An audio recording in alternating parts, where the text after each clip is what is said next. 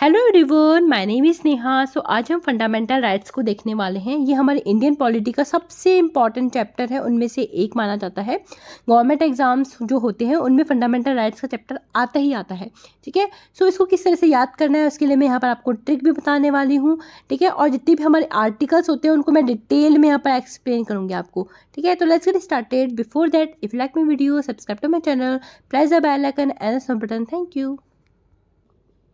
तो target audience की बात करते हैं तो कौन कौन से स्टूडेंट इसको देख सकते हैं।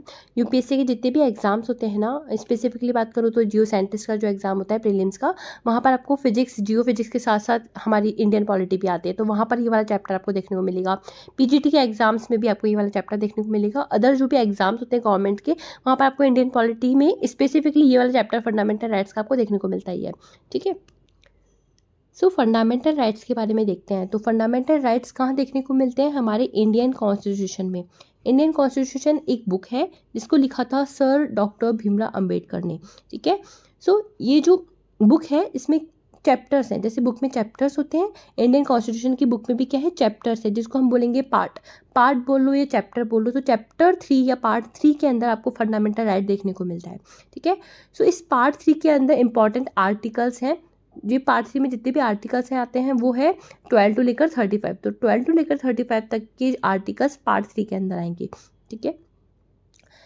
लेकिन फंडामेंटल राइट को डिफाइन करने वाले आर्टिकल्स हैं सिर्फ 14 टू 32। ठीक है। टोटल फंडामेंटल राइट्स कितने हैं? टोटल फंडामेंटल राइट्स हैं हमारे 6। तो 6 फंडामेंटल राइट्स को डिफाइन करेंगे आर्टिकल्स कौन से? 14 टू 32। पहले जो फंडामेंटल राइट्स होते थे वो 7 होते थे। ठीक है। लेकिन राइट टू प्रॉपर्टी जो हमारा फंडामेंटल राइट था उसको रिमूव कर दिया गया है by the constitution amendment act 44। तो आपको जहाँ पर भी 42 दिखे या 44 कॉन्स्टिट्यूशन अमेंडमेंट एक्ट दिखे उसको आपको याद रखना है, इसलिए मैंने इसको रेड से मार्क किया है। क्या कि राइट टू प्रॉपर्टी रिमूव किया गया है by the 44 constitution amendment act. तो अब कितने फंडामेंटल राइट्स हैं? 6। तो याद रखना है 6 फंडामेंटल राइट्स हैं, जहाँ पर आर्टिकल्स कितने आएंगे? 14 टू 32 तक के आर्टिकल्स फंडामेंटल राइट्स को डिफाइन कर रहे हैं। ठीक है। फंडामेंटल राइट्स जो है उसको बोरो किया गया है यूएस के कॉन्स्टिट्यूशन से। ठीक है। तो डॉक्टर भीमराव अंबेडकर सर ने जो इंडियन कॉन्स्टिट्यूशन लिखा था ना, तो काफ़ी चीज़ें अदर कंट्रीज से बोरो की है। तो फंडामेंटल राइट्स को बोरो किया है यूएस की कॉन्स्टिट्यूशन से। ठीक है। सो कितने फंडामेंटल राइट्स हैं? 6 फंडामेंटल राइट है। तो फंडामेंटल का मतलब ही होता है essential. So these rights are essential for the citizens. ये 6 फंडामेंटल राइट ये इंश्योर करते हैं कि सिटीजन्स को इतनी तो लिबर्टी और फ्रीडम मिलनी ही मिलनी चाहिए। जो भी हमारे इंडियन सिटीजन्स हैं उनको ये 6 फंडामेंटल राइट जितनी तो लिबर्टी और फ्रीडम मिलनी ही चाहिए। तो कौन कौन से फंडामेंटल राइट्स होते हैं? Right to equality, it comes under article 14 to 18। Right to freedom, जिसके अंदर आते हैं आर्टिकल 19 से लेकर 22। राइट अगेंस्ट द एक्सप्लॉयटेशन, इसके अंदर सिर्फ 2 आर्टिकल्स आते हैं, 23 and 24। Right to freedom of religion, इसमें आते हैं आर्टिकल 25 से लेकर 28। कल्चरल एंड एजुकेशनल राइट, जिसको हम माइनॉरिटी राइट्स भी बोलते हैं, इसमें सिर्फ 2 आर्टिकल्स आते हैं, article 29 and 30। Right to constitutional remedies, इसमें आते हैं सिर्फ एक आर्टिकल, कौन सा? Article number 32। ठीक है। तो 6 फंडामेंटल राइट है, इसको किस तरह से याद रखना है उसकी एक ट्रिक है ई फर्क नाम से। ठीक है। ई फर्क। सो ई जो होता है हमारे, जैसे ऐसे समझ सकते हैं, जो हमारे ई से जितनी भी ई वाली जितनी भी चीज़ें होती है इससे हमारी जो इन्वायरमेंट है उसको फ़र्क पड़ रहा है। ठीक है। सो ई से 3 टर्म्स आएगी, इक्वलिटी, एक्सप्लॉयटेशन एंड एजुकेशन। ठीक है। एंड एफ से आएगा फ्रीडम, आर से आएगा रिलीजन एंड सी से आएगा हमारा constitutional remedies. Right to equality जो आर्टिकल है उसमें सबसे ज़्यादा आर्टिकल है, राइट टू फ्रीडम में सबसे ज़्यादा आर्टिकल है, and right to freedom of religion में सबसे ज़्यादा आर्टिकल है। किसी भी सिटीजन को ये इक्वलिटी, फ्रीडम और रिलीजन वाली चीज़ें तो चाहिए होती है, तो ये रख सकते हैं कि इसमें सबसे ज़्यादा आर्टिकल्स होते हैं। इसके अलावा राइट अगेंस्ट एक्सप्लॉयटेशन में सिर्फ 2 आर्टिकल हैं, कल्चरल एंड एजुकेशनल राइट्स में सिर्फ 2 आर्टिकल हैं, and right to constitution remedies में सिर्फ 1 आर्टिकल है। ठीक है। तो सबसे ज़्यादा आर्टिकल है इक्वलिटी में, फ्रीडम में एंड रिलीजन में। ठीक है। अब हम इनको डिटेल में देखते हैं राइट्स को। ठीक है। क्योंकि यूपीएससी के जितने भी एग्जाम्स आप देखोगे ना, वहाँ पर इसको बहुत डिटेल में पूछते हैं। ठीक है। जितने भी आर्टिकल्स है, ये तो हमारे फंडामेंटल राइट्स हैं। ठीक है। इसके अंदर जितने भी आर्टिकल्स होते हैं उसको भी यूपीएससी बहुत डिटेल में पूछते हैं। ठीक है। तो आप यहाँ से ये वाली चीज़ देख सकते हैं।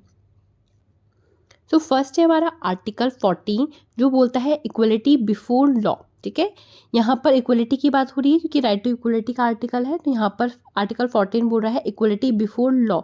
ये हमने किससे लिया था, ये हमने ब्रिटेन से लिया था। लेकिन इसमें वापस एक और मॉडिफिकेशन हुआ है आर्टिकल 14 में, और एक और बात बोलता है इक्वल प्रोटेक्शन ऑफ लॉ की। ठीक है, तो ये मॉडिफिकेशन हुआ था लेकिन आर्टिकल का नाम फिर भी क्या है, इक्वलिटी बिफोर लॉ ही है। इसमें एक मॉडिफिकेशन है इक्वल प्रोटेक्शन ऑफ लॉ की, जिसको हमने किससे लिया है, यूएसए से लिया है। ठीक है, तो फर्स्ट बोलता है इक्वलिटी बिफोर लॉ, इसका मतलब यह है कि लॉ इज सुप्रीम। ठीक है, इसकी लॉ के सामने ना सब इक्वल है, चाहे आप सेम हो, आपकी कंडीशन सेम हो या नहीं हो, लॉ के सामने सब इक्वल है। लाइक आप इनडायरेक्ट टैक्स की बात कर सकते हो, इनडायरेक्ट टैक्स सबको भरना होता है। ठीक है, चाहे आपकी इनकम ज़्यादा हो चाहे कम हो। ठीक है, तो सबके लिए लॉ इक्वल है। लेकिन यहाँ पर इक्वल प्रोटेक्शन लॉ जो हमने यूएसए से लिया है वो ये बोलता है कि यदि आप सेम हो, लाइक है, आपकी कंडीशन बिल्कुल सेम है तो लॉ सेम होंगे। यदि आपकी कंडीशन सेम नहीं है, ठीक है, आप अनलाइक कंडीशंस हैं, तब आपके लिए लॉज डिफरेंट होंगे। ठीक है, तो यहाँ पर इक्वल प्रोटेक्शन ऑफ लॉ है। तो ये सेकंड वाली जो टर्मिनोलॉजी है ये एक पॉजिटिव एक्सप्लेनेशन है, जबकि फर्स्ट वाला एक नेगेटिव एक्सप्लेनेशन है। ठीक है, सो आप ये याद रख सकते हैं आर्टिकल 14 इक्वलिटी बिफोर लॉ की बात करता है जो कि ब्रिटेन से लिया गया है, and equal protection of law हमने यूएसए से लिया गया है जो कि एक पॉजिटिव एक्सप्लेनेशन है। ठीक है, तो सेकंड है हमारा आर्टिकल 15 जो बोलता है कि इन 5 ग्राउंड के बेसिस पर डिस्क्रिमिनेशन को क्या किया गया है, प्रोहिबिट किया गया है। चाहे स्टेट हो, चाहे कोई पर्सन हो, चाहे कोई टेम्पल हो, कोई प्लेस हो, वहाँ पर religion, caste, sex, race, place of birth, इन बेसिस पर डिस्क्रिमिनेशन नहीं किया जा सकता। तो आपने सबरीमाला का केस देखा होगा, वहाँ पर क्या था, लेडीज़ थी कुछ, उनको सेक्स के बेसिस पर क्या, क्योंकि लेडीज़ हैं इसलिए उनको टेम्पल में आने से मना किया गया था। ठीक है, तो वहाँ पर आर्टिकल 15 का क्या हुआ था, इन्फोर्समेंट हुआ था। फंडामेंटल राइट का इन्फोर्समेंट होने पर वो लेडीज़ कहाँ चली गई थी, सुप्रीम कोर्ट चली गई थी, इसलिए ये वाला केस हाईलाइट हुआ था। ठीक है, तो इस ग्राउंड के बेसिस पर आप डिस्क्रिमिनेशन नहीं कर सकते हो। लेकिन यहाँ पर भी कुछ कंडीशंस हैं कि यदि वेलफेयर की केस में आप यहाँ पर कुछ डिस्क्रिमिनेशन किया जा सकता है, जैसे कि लेडीज़ स्पेशल, जैसे लेडीज़ हो गए, कोई चाइल्ड हो गए, उनके लिए वहाँ पर कुछ स्कीम्स, स्पेशल स्कीम्स चलाई जा सकती है, तो वहाँ पर डिस्क्रिमिनेशन तो होता ही है। लेकिन यहाँ पर कुछ कंडीशंस हैं कि इनकी बेसिस पर आप डिस्क्रिमिनेशन कर सकते हो। ठीक है, तो इसकी कंडीशंस पे आप देख सकते हो। ठीक है, आर्टिकल 16 बोलता है equality of opportunity in employment. ठीक है, so, यहाँ पर एम्प्लॉयमेंट की जो अपॉर्चुनिटी होती है उसमें इक्वलिटी की बात की गई है। ठीक है, यहाँ पर भी ये है कि रिलीजन हो गया, कास्ट हो गया, सेक्स हो गया, रेस हो गया, प्लेस ऑफ बर्थ हो गया। ठीक है, तो इनके बेसिस पर आप डिस्क्रिमिनेशन नहीं कर सकते, वहाँ पर आपको इक्वलिटी लगानी पड़ेगी। ठीक है, यहाँ पर भी कुछ कंडीशंस है, जैसे कि कुछ आपने देखा होगा कुछ स्टेट में ऐसा होता है कि वो अपनी स्टेट के स्टूडेंट्स को कुछ कोटा प्रोवाइड करते हैं, तो यहाँ पर भी ऐसी कंडीशन है कि कुछ स्टेट अपना यहाँ पर कोटा लगा सकती हैं। ठीक है, एम्प्लॉयमेंट की, जब एम्प्लॉयमेंट होगा तो वो कोटा लगा सकती हैं, तो यहाँ पर कुछ कंडीशंस है।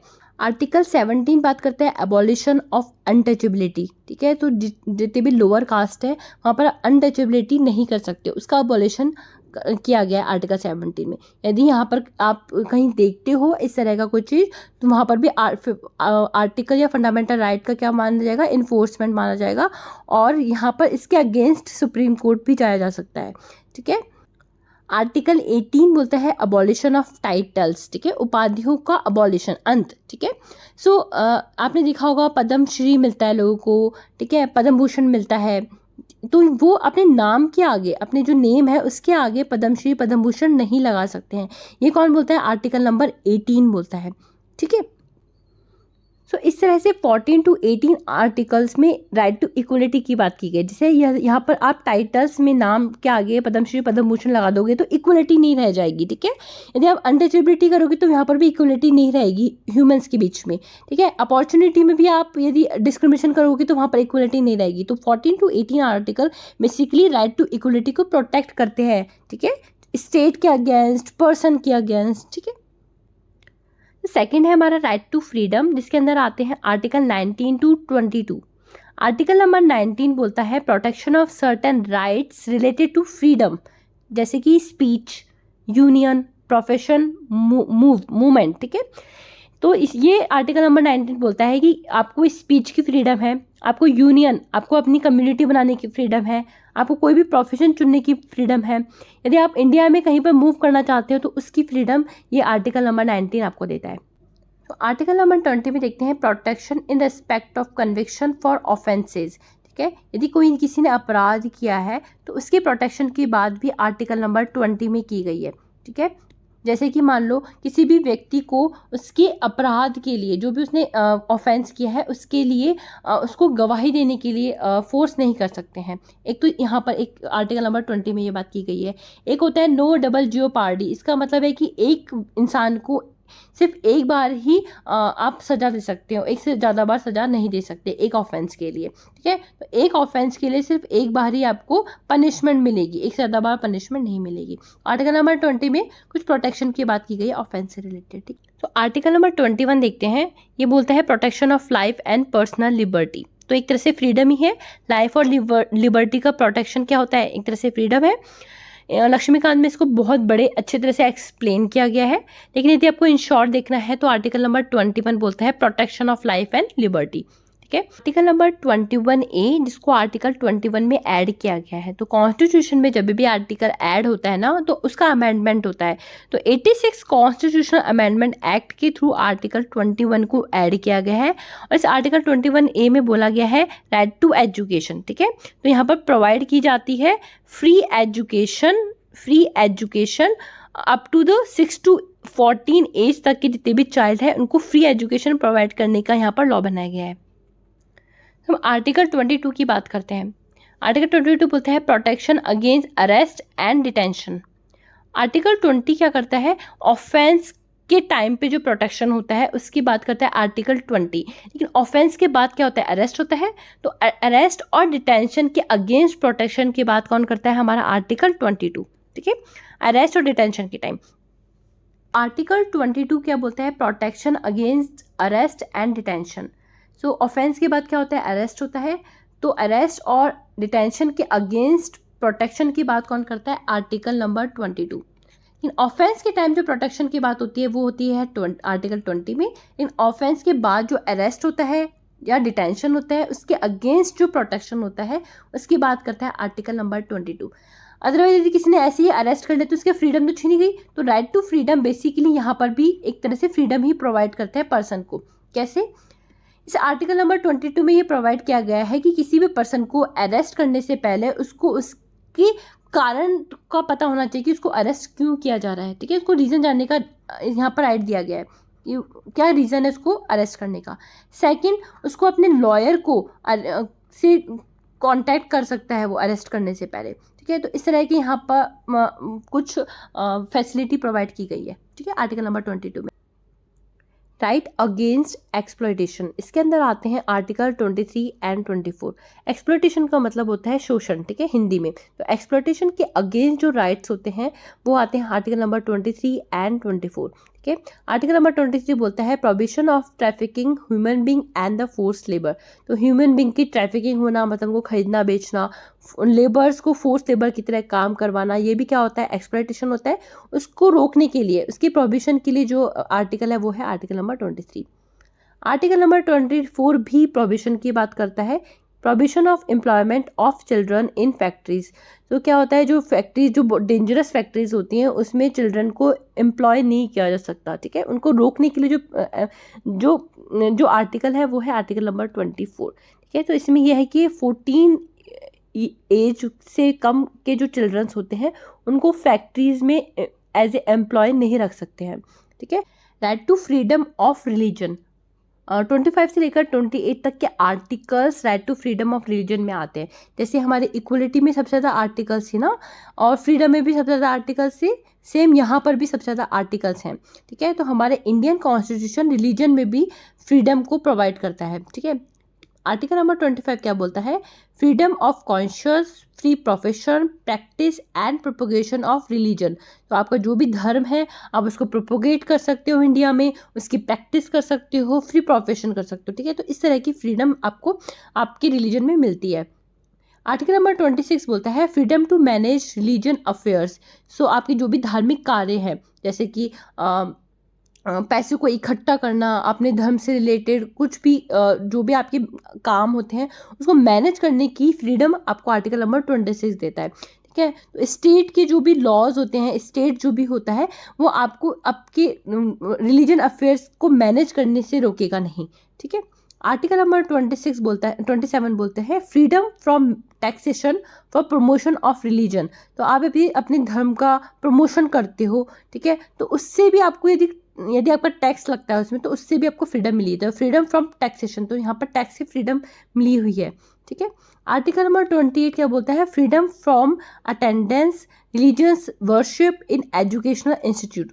यदि कोई एजुकेशनल इंस्टीट्यूट किसी रिलीजन पर बेस्ड है, जैसे आपने जैन स्कूल देखे होंगे, क्रिश्चियन स्कूल देखे होंगे, वो एक पर्टिकुलर रिलीजियस इंस्टीट्यूट है, ठीक है। तो यदि कोई स्टूडेंट अदर रिलीजियस का है तो उसको फ्रीडम मिली हुई है कि वो वहाँ पर अटेंडेंस दे भी सकता है और नहीं भी दे सकता है। रिलीजियस वर्शिप जब होती है तो वहाँ पर वो अटेंड हो भी सकता है, नहीं भी हो सकता। तो freedom from attendance of religious worship in educational institute. तो यहाँ पर रिलीजियस से रिलेटेड आपको फ्रीडम मिली हुई है, आप अपने रिलीजियस को प्रोपोगेट कर सकते हो। यदि दूसरा इंस्टीट्यूट है और वहाँ पर दूसरी इंस्टीट्यूट की रिलीजियस वर्शिप हो रही है तो आप वहाँ पर फ्रीडम है, आप वहाँ पर हो भी सकते हो, नहीं भी हो सकते हो। टैक्सेशन से फ्रीडम है, उसको मैनेज करने से आपको फ्रीडम मिली हुई है, ठीक है। कल्चरल एंड एजुकेशनल राइट्स, सो 29 और 30 आर्टिकल्स इसके अंदर आते हैं। ये हमारे माइनॉरिटी राइट्स होते हैं। तो माइनॉरिटी की कल्चर और उनके एजुकेशन को प्रोटेक्ट करने की बात ये करता है। आर्टिकल नंबर 29 क्या बोलते हैं? Protection of language, script and culture of minorities. India में काफ़ी माइनॉरिटीज़ हैं तो उनका लैंग्वेज अलग होता है, उनकी स्क्रिप्ट अलग होती है, उनका कल्चर अलग होता है, ठीक है। तो यदि कोई उनकी कल्चर को लेना, ठीक है, स्टेट की लॉज बनाकर उनके कल्चर को हटा दे तो उसकी प्रोटेक्शन की बात यहाँ पर की गई है।